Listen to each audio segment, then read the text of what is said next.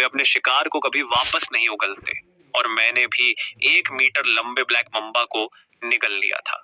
उसका आकार भले ही बहुत बड़ा था, फिर भी मैंने घिन और उल्टी आने की भावना को सहते हुए उसे निगल लिया, सिर्फ इसलिए क्योंकि जब ये ग्लोबल बेसिकली म्यूटेशन आगे फटेगा तो दुनिया की लगभग जो वो 70 भी खाता है प्रतिशत लीफ से। जीवित प्रजातियां राक्षसों में बदल जाएंगी। और यह मम्बा भी उन्हीं में से एक था, ठीक मेरे सामने।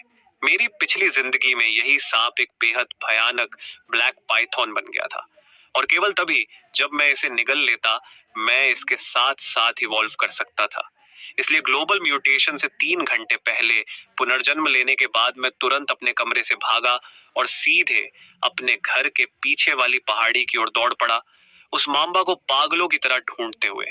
इस जीवन में उसकी असली भयानक ताकत के बारे में सिर्फ मैं ही जानता था। मेरी आप पिछली ले ली जिंदगी थी? में बहुत कम लोग ऐसे आप ले ली थी? ताकत मिलनी होती है। खाती नहीं है, खाना होता है। एक और ऐसे ही था शायद थे जो सुपर वॉरियर्स जिसमें बने वो थे और लीफ जिन्हें कोई खाता है। विशेष शक्ति मिली थी। कुछ लोगों के पास जागने का मौका था, लेकिन वह सब म्यूटेशन के बाद की बात थी। मेरी पिछली जिंदगी में मैंने अपनी पूरी ताकत लगा दी, फिर भी मैं उस शक्ति को कभी जगा नहीं पाया। मैंने आधी जिंदगी तक कड़वी लड़ाइयां लड़ी और आखिर में एक म्यूटेटेड क्रिएचर द्वारा मारा गया। इसलिए इस बार मैंने सब कुछ दांव पर लगाने का फैसला किया। लगभग 2.5 घंटे बाद मुझे झाड़ियों के बीच एक काला मांबा दिखाई दिया, जो एक पेड़ की छाया में आराम कर रहा था।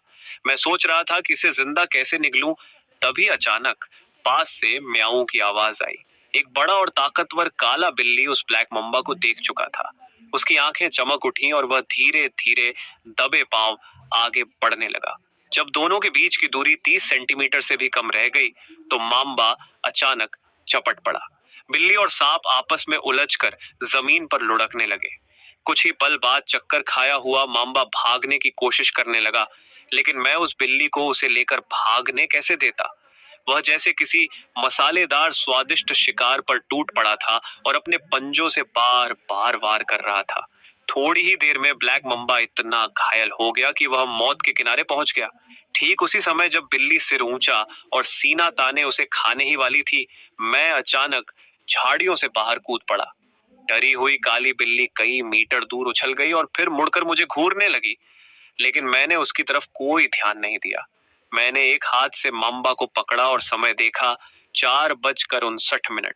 सौभाग्य से मैं समय पर पहुंच गया था।